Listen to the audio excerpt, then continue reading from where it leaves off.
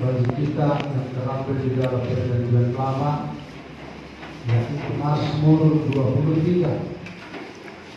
Mazmur 23 ayat yang pertama sampai yang ke-6. Firman Tuhan ini sudah kita dengarkan. Bahkan firman Tuhan ini adalah sebagai ayat hafalan bagi setiap orang percaya. Mazmur 23 ayat yang pertama sampai yang ke-6. Jadi saudara-saudaraku yang dikasih Tuhan, kita akan bersama-sama atau bergantian membaca firman Tuhan. Kami akan bacakan ayat pertama dan seterusnya. Kalau sudah ketemu katakan amin. Demikian firman Tuhan. Tuhan adalah gembalaku, takkan kekurangan aku. Ia memberikan aku di padang yang rumput hijau. Ia membimbing aku ke air yang tenang. Dia mendengarkan jiwaku. Dia menuntun aku di jalan yang benar oleh karena namanya. Sekalipun aku berjalan dalam lembah kelaman, aku tidak takut bahaya, sebab Engkau besertaku. Gayamu dan topanmu, Engkau yang menghibur aku. Engkau menyediakan hidangan bagiku di hadapan lawanku. Engkau mengurapi pialaku, dengan minyak pialaku penuh berlimpah. Kebaikan dan kebenaran akan mengisi aku seumur hidupku, dan aku akan diam dalam rumah Tuhan sepanjang masa. Puji Tuhan. Saudaraku yang dikasihi Tuhan, firman ini yang dimasmurkan oleh Daud ketika Daud merasakan bagaimana Tuhan ada di dalam hidupnya, ada di dalam perlindungannya, ada di dalam pemeliharaannya. Sehingga Raja Daud katakan, Tuhan adalah kepalaku, takkan kekurangan aku. Dia memberikan aku di padang yang berumput hijau. Dia membimbing aku ke air yang tenang. Bapak Ibu Saudara yang dikasihi Tuhan, ketika kita sudah baca firman Tuhan, tentu sekali ada hal yang membuat kita, mengapa Raja Daud harus menyampaikan atau harus menuliskan atau harus memasmurkan, yaitu firman. Hari ini firman Tuhan kita ambil judulnya tinggal di dalam Tuhan atau tinggal di dalam Yesus. Dan itulah yang dirasakan oleh Raja Daud. Itulah yang dialami oleh Raja Daud. Sehingga Raja Daud selalu menikmati, selalu mendapatkan kemenangan-kemenangan, keberhasilan di setiap langkahnya, di setiap perjalanan. Karena apa saudara? Karena dia tinggal di dalam Tuhan. Maka hari ini firman Tuhan ini memberitahukan kepada kita. Lalu timbul pertanyaan saudaraku, mengapa kita harus tinggal dalam Tuhan? Mengapa orang percaya harus tinggal dalam Tuhan? Mengapa saudara dan saya harus tinggal di dalam Tuhan? Mengapa anak-anak Tuhan harus tinggal di dalam Tuhan? Kalau kita dengarkan tadi pujian pemuda-pemudi yang mungkin itu diambil dari Lukas 15 ayat 12 sampai 15. Di mana ketika anak bungsu itu meninggalkan rumah orang tua Dia pergi jauh. Dia habiskan apa yang sudah dibagi orang tuanya. Lalu suatu ketika ada kelaparan yang begitu mengerikan. Ada kelaparan yang begitu dalam. Maka harta yang dibagi orang tuanya habis. Dan firman itu menjelaskan, dia berusaha, dia mencoba mau untuk menghidupi hidupnya. Tapi orang tidak menerimanya, saudara-saudara yang dikasih. Nah, pagi hari ini saudara yang dikasih Tuhan, firman ini memberitahukan kepada kita mengapa kita tinggal di dalam Tuhan. Karena Tuhan itu, Bapak Ibu Saudara yang dikasih Tuhan, adalah akses kehidupan. Tuhan itu adalah akses kehidupan setiap orang. Sadar atau tidak sadar, saudara dan saya, tanpa Tuhan, tanpa akses daripada Tuhan, maka kita tidak akan ada sampai hari ini, saudara-saudara yang dikasihi.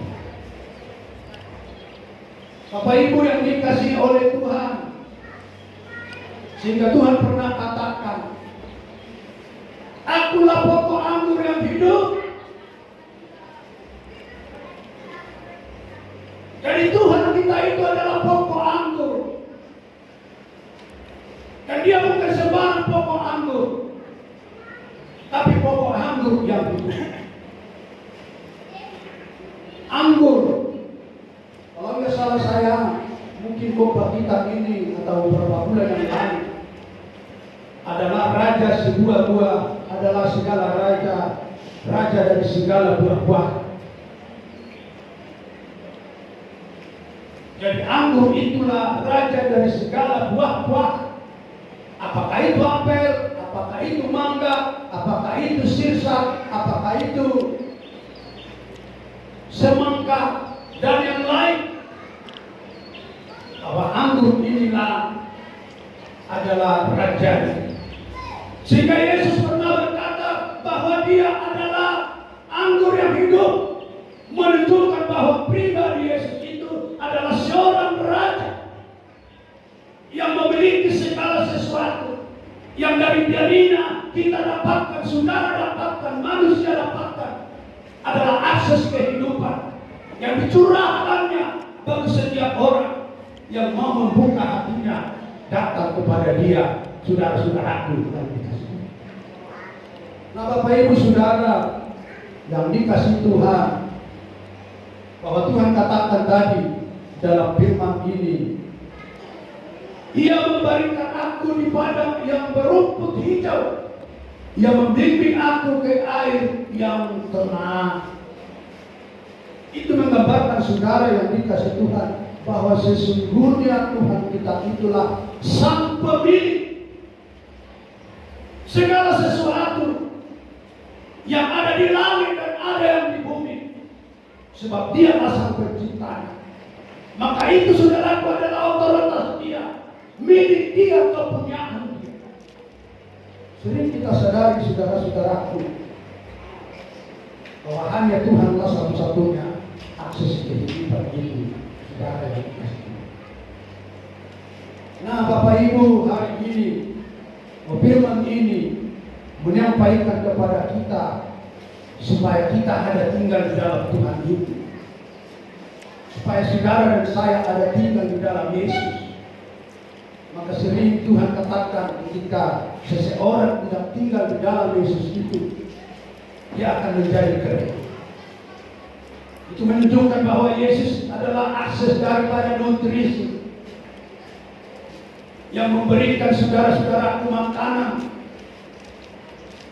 Kalau minggu yang lalu orang yang tidak makan itu, mereka akan kehilangan arah dan mereka tidak akan mampu berpikir, saudara-saudara. Oleh karena itu Yesus jelaskan bahwa Dialah akses kehidupan bagi saudara, bagi saya, bagi gereja-gereja Tuhan, saudara-saudara yang dikasihi. Nah, untuk itu hari ini firman ini memberitahukan dan Yesus adalah akses kita. Maka tanpa Yesus, tanpa kita tinggal di dalam Tuhan ini, sesungguhnya saudara dan saya tidak akan dapat berbuat apa-apa. Dan saudara dan saya tidak akan dapat melakukan apa-apa. Kalau hari ini saudara saya ada di sini, oleh karena Tuhan berikan kita akses untuk dapat bernapas, untuk dapat hidup sampai hari ini, maka saudara dan saya bisa bernapas. Ketika saudara dan saya dapat bernapas dan diberikan kita pikiran, lalu kita berpikir, lalu kita datang di gereja menumpang permuliaan Tuhan, dan kita sadar dan kita tahu bahwa Tuhan itu adalah Maha Pengasih, Maha Penyayang, yang dapat memberikan bagi saudara dan saya adalah sukacita yang besar dan setiap kehidupan kita. Puji Tuhan. Saudaraku yang dikasih Tuhan, ketika anak bungsu itu meminta bagiannya, maka bapaknya pun membagi. Dia sadar sebenarnya bahwa harta itu yang dia miliki itu adalah kepunyaan oleh bapaknya atau orang tuanya. Tapi dia tidak sadar ketika dia pergi dan dia tinggalkan itu, apa yang terjadi. Sering begitu kehidupan anak Kristen, sering begitu kehidupan orang percaya. Dia mengira ketika dia sudah memiliki, mempunyai, dia akan dapat bertahan. Tapi sesungguhnya saudaraku, hanya sebentar saja yang dia miliki, yang dia punya. Begitulah si anak bungsu itu, saudara-saudara. Nah, perlu kita ketahui di sini, apakah dia tidak tahu ketika dia di rumah orang tuanya bebas sama dengan anak-anak kita sekarang ini. Ketika mereka di rumah orang tua kita, dia bebas membuka kulkas, ada makanan dia makan tanpa permisi. Sebab dia sadar, dia tahu itu adalah milik orang tuanya. Dan dia tidak pernah berpikir apa untuk hari esok. Dia tidak pikirkan. Yang penting ada dia makan, ada dia minum, ada juga milik dia saudara. Oleh karena itu saudara yang dikasih Tuhan, kita bangga di akhir daripada cerita anak bungsu itu, bahwa dia kembali, dia menyadari bahwa apa yang dia lakukan itu, bahwa jauh daripada bapaknya itu adalah sangat menyakiti. Jauh dari bapaknya itu sungguh tidak menyenangkan. Jauh dari bapaknya itu tidak bisa mencukupi segala sesuatu. Nah, untuk itu kita renungkan, ketika saya, ketika saudara, ketika kita sungguh jauh daripada Tuhan, maka saudaraku, ada banyak hal yang kita alami. Akan ada problema, akan ada masalah, ada pergumulan, dan lain sebagainya. Tapi ketika kita mau kembali datang, Tuhan akan terima setiap hidup kita untuk menjadi pulih kembali sedia kala, menjadi pemilik apa yang dimiliki Bapa kita. Oleh karena itu hari ini, firman ini mengingatkan kita semua, saudara-saudaraku, supaya kita tetap tinggal di dalam Tuhan. Haleluya. Bapak Ibu Saudara yang dikasihi Tuhan, bagaimana keadaan orang-orang yang tinggal di dalam Tuhan? Seperti apa keadaan orang yang tinggal di dalam Tuhan itu? Bisa kita bedakan dengan anak busuk tadi yang tidak tinggal di dalam Tuhan. Sampai-sampai ampas makanan binatang dia akan konsumsi, sebab tidak ada lagi makanan, bahkan tidak ada lagi orang yang peduli bagi. Maka oleh karena itu anak-anak kami harus mengerti firman ini. Hanya orang tua kita yang peduli sebenarnya. Hanya ayah dan ibu yang peduli bagi kita saudara. Orang tua itu sering bertanya. Orang tua itu sering khawatir. Kalau anak saya bagaimana ya di perjalanan. Kalau bagaimana anak saya keadaannya sekarang. Begitu orang tua. Begitu dalamnya kasih Tuhan itu memperhatikan saudara, memperhatikan saya. Dia selalu bertanya bagaimana keadaan anak saya, umat saya, anak-anak saya yang ada di gereja Pentakosta Kampung Baru Sikubang. Sudah sangat banyak yang jauh kuliah sekarang. Sudah sangat banyak sekarang yang tidak ada lagi bersama-sama di rumahku. Kita sering tidak sadar itu Tuhan selalu memonitor kehidupan kita, selalu memperhatikan hidup kita. Ketika saudara dan saya tidak lagi bersama Tuhan di dalam setiap persekutuan, saudara-saudara, maka ketika kita tidak ada di dalam persekutuan itu, seperti khotbah kita minggu yang lalu, di situ sebenarnya bahwa hidup kita ini sudah mulai menurun, saudara-saudara yang dikasihi Tuhan. Maka sekali kita sebenarnya tidak datang bersekutu kepada Tuhan, maka kita akan ketinggalan banyak hal.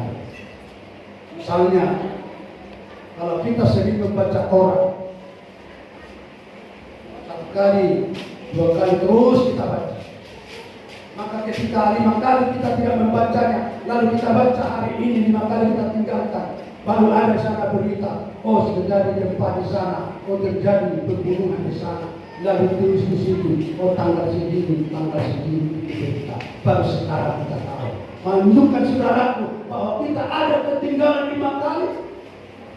Maka oleh karena itu saudara yang dikasih Tuhan, perlu kita sadari, sekali saja kita tidak datang bersekutu dengan Tuhan, maka kita akan ketinggalan 5 kali. Maka oleh karena itu kita mau terus berjalan bersama-sama Tuhan. Itu menunjukkan bahwa saudara dan saya ada tinggal bersama Tuhan. Haleluya.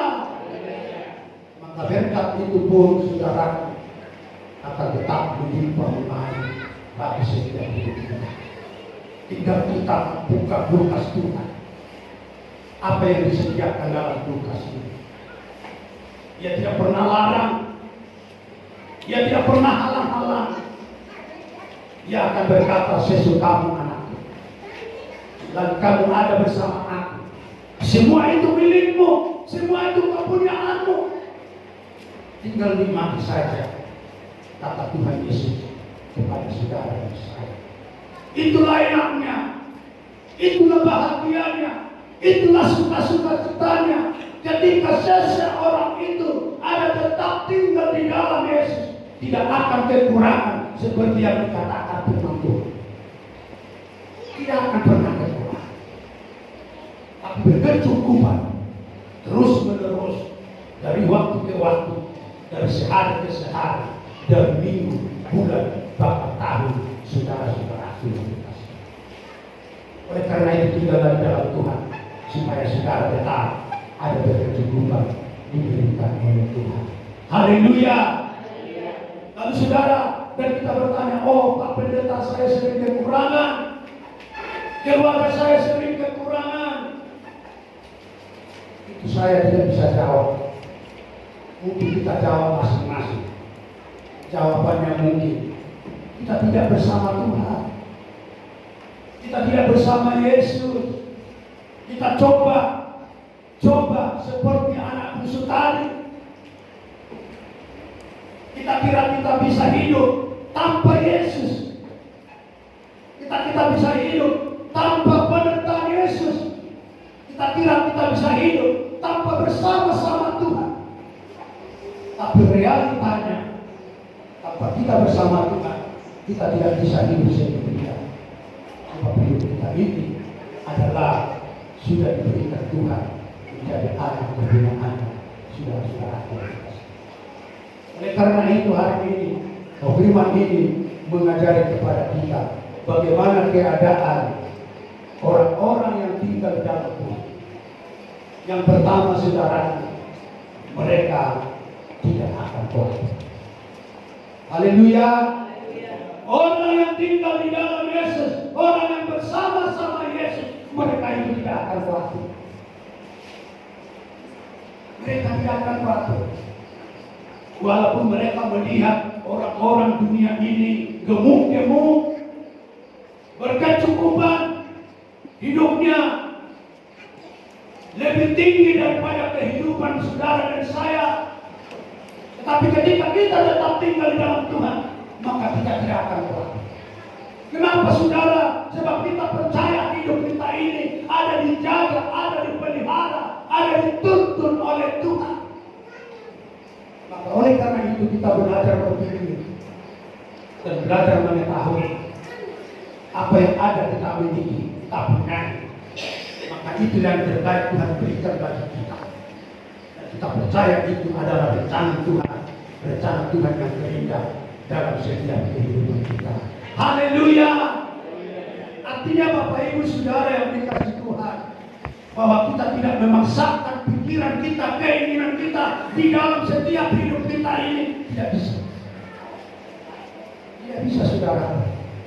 Tapi kita mau, Tuhan inginkan dari kita, kita mau terima dengan tulus dan ikhlas apa yang Tuhan berikan dari kita. Maka oleh karena itu, saudara-saudaraku tidak dikasih Tuhan, di dalam Ibrani 4 ayat 11, tolong kita baca Ibrani 4 ayat 11.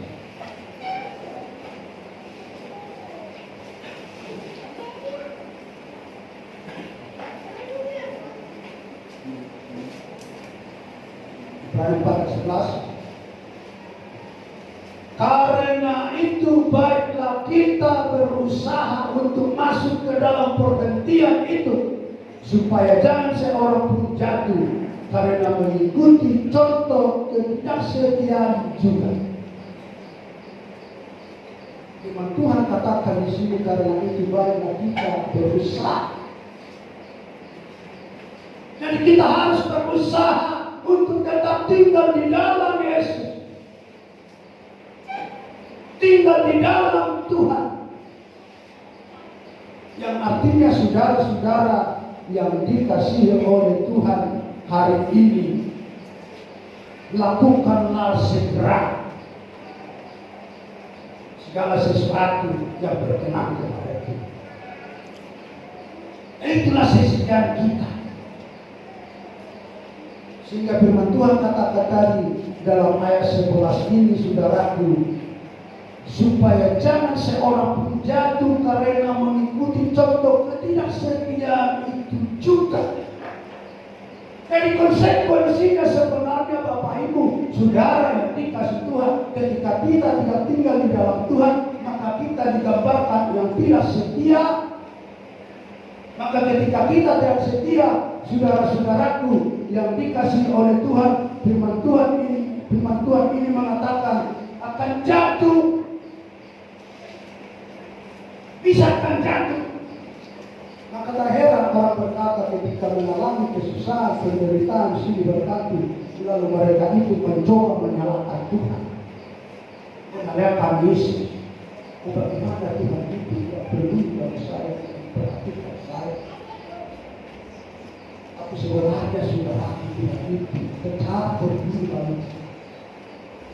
Namun kita belajar mencoba menjadi contoh, mencontoh ketidaksetiaan itu.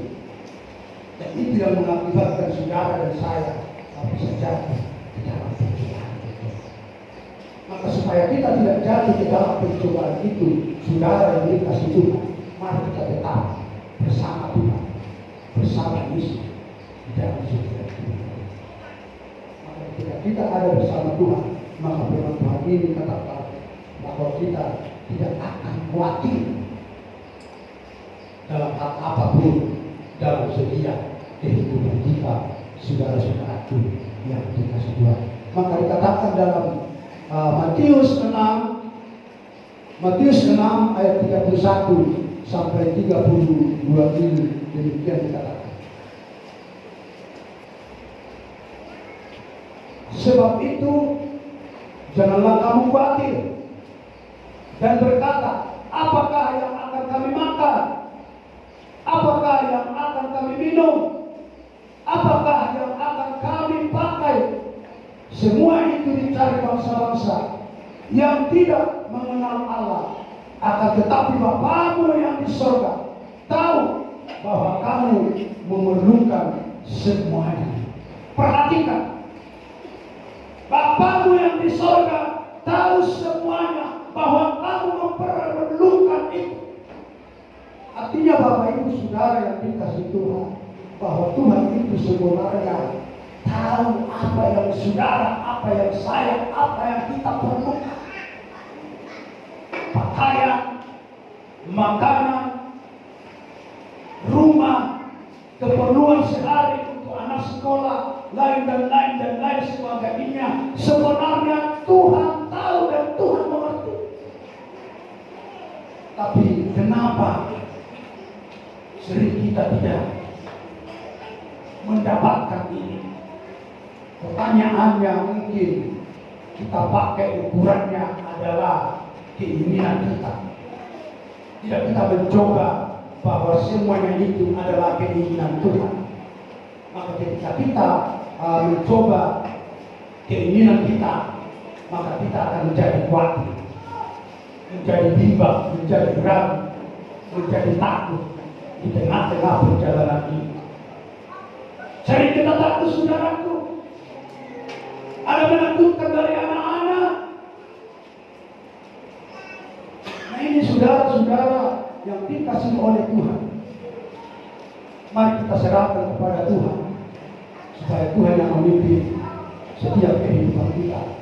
Maka setiap apa yang kita terima, yang Tuhan berikan, belajar kita untuk mengucap syukur, berterima kasih, sehingga itu menjadi berkah yang berlimpah bagi setiap kehidupan kita. Haleluya. Orang yang tinggal di dalam Tuhan, mereka tidak akan khawatir, tapi mereka tetap bersukacita. Mereka akan damai, mereka akan tenteram, mereka akan merasakan damai sejahtera dari Tuhan. Oleh karena itu hari ini, jika saudara dan saya tinggal di dalam Tuhan, maka saudara akan tidak khawatir. Saudara percaya sungguh-sungguh bahwa segala sesuatu Tuhan akan lakukan dalam setiap kehidupan kita, saudara-saudaraku yang dikasihi. Yang kedua, Bapak Ibu Saudaraku, bagaimana keadaan orang yang tinggal di dalam Tuhan. Tuhan katakan mereka tidak gelisah dan mereka tidak gentar. Tidak gelisah dan tidak gentar, tapi mereka percaya bahwa mereka memiliki satu pengharapan, yaitu pribadi Yesus di dalam setiap kehidupan. Nah, hari ini firman ini mau mengajar kita, saudaraku yang dikasih Tuhan, orang yang tinggal di dalam Tuhan itu mereka tidak gelisah dan mereka tidak gentar. Dikatakan ini dalam Yohanes 14 ayat 27. Yohanes 14 ayat 27, tolong salah seorang. Demikianlah firman Tuhan, damai sejahtera kutinggalkan bagimu, damai sejahtera kuberikan kepadamu, dan apa yang kuberikan tidak seperti yang diberikan oleh dunia kepadamu. Janganlah gelisah dan gentar hatimu. Puji Tuhan. Janganlah gelisah dan gentar hatimu. Jadi orang yang tinggal di dalam Tuhan itu mereka tidak akan pernah gentar. Maka ketika Tuhan mau naik ke surga, dia sampaikan ini. Dia setelah dia katakan mau naik ke surga, dia akan berikan Roh Kudus. Lalu dia akan berikan ini, kutitipkan kepadamu damai sejahtera, dan kutinggalkan kepadamu, kuberikan kepadamu damai sejahtera, dan tidak seperti yang diberikan dunia. Dunia ini hanya memberikan semu, hanya memberikan sementara, hanya memberikan janji-janji. Tapi nyatanya saudaraku, menggiring kita, membawa kita ke dalam jurang kehancuran. Ini yang diberikan oleh dunia, saudara. Yang pada mulanya memang enak, memang manis, menggiurkan, tawaran-tawarannya luar biasa. Tapi sesungguhnya saudara yang dikasih Tuhan, dengan kata lain intisarinya, partinya sangat memainkan, bagaikan yang penuh, yang begitu pahit, pada akhirnya yang diberikan dunia. Tapi yang diberikan Tuhan, saudara-saudaraku yang dikasih Tuhan, adalah damai sejahtera kepada saudara, kepada saya, kepada dunia ini. Maka ketika Yesus lahir datang ke dunia, damai sejahtera dari Tuhan. Hanya damai yang diberikan oleh Tuhan. Dan damai ini saudara-saudaraku dipertanggungjawabkan oleh Tuhan. Dan dia berkorban, dia mati saudara. Dia berikan nyawanya, dia berikan hidupnya untuk mempertanggungjawabkan katanya itu damai ini. Dan damai sejahtera yang disampaikan Tuhan itu bukan main-main, tapi memiliki makna yang sangat dalam. Ketika kita renungkan dalam hidup kita, perkataan damai sejahtera itu membawa nuansa atau membawa nikmat yang sangat luar biasa bagi setiap orang yang sungguh-sungguh mengerti dan tahu, dan hingga mereka ada tinggal bersama-sama dengan Tuhan itu. Saudara-saudara.